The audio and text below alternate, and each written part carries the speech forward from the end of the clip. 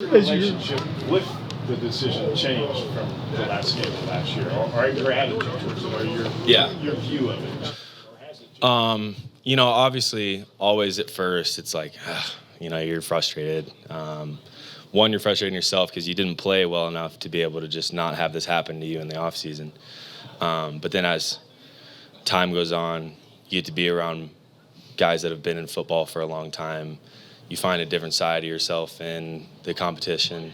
Like we talked about last time, it really never happened to me in my football career. So it took a lot of soul searching, figuring out, what I need to focus on, how I need to go about it. So I really do think it made me a better football player to this point in time. But at first it is like, and then you get a sense of, it's hard to even say, but a sense of gratitude for being able to still, come out and fight for it, get a little competitive juices flowing early in the season, not just when you go out and step on the field and play games.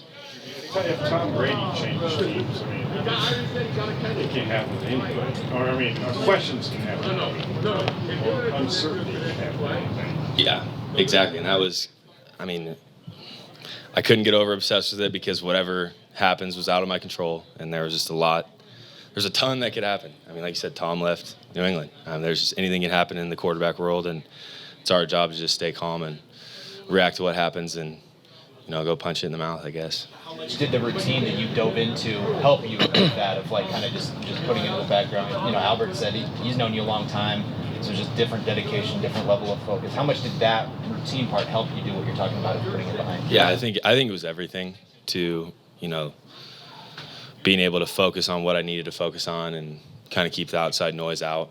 Because there was a lot of it, as we all know, there was a lot of it.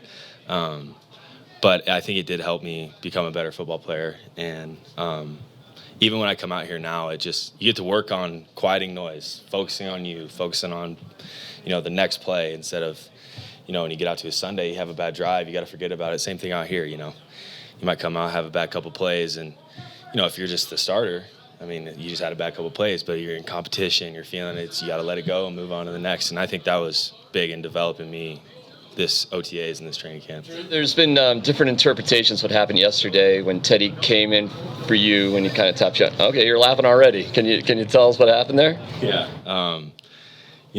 We have, believe it or not, we have scripts that are set reps. And just so happened that there was talk about a play, and it was actually my last rep of that set. So I didn't make the right read on a play, then came out, and it obviously looked like me and Sherman were having an altercation. He pulled me out, tried to get in there. No, it was the last set of the period. I just always, after every play, I walk to the huddle, and then I see Teddy come on. Okay, I'm out. I don't know exactly when my last plays are and everything, but no, it's how the script rolls in practice.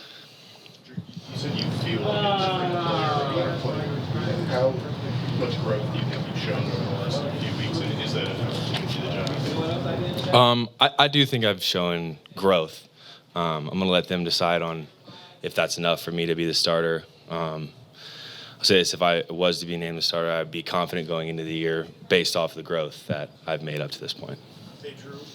A lot of us here have been up for jobs before. It's a job. This is essentially a job interview for you, right? And it's down to two people. When you're alone by yourself in your own thoughts, I think all of us here would say it's hard not to think about it, right? Is it the same for you? Of course. The human nature is to, dive into it, think about it, almost overanalyze sometimes. And that's just humans being humans. And to say that I've never done that in this process, I'd be lying to you. But through the process, you grow, you figure it out. And it really comes down to the basic control you control and worry about yourself and how you can get better and how you can make this team better. And I feel like I can make this team better by being a better me. And that was my main focus going through this.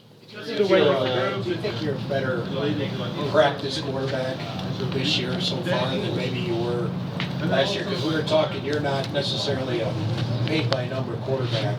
And practice is scripted, something you had to learn. Yeah, it was a learning process for sure. Games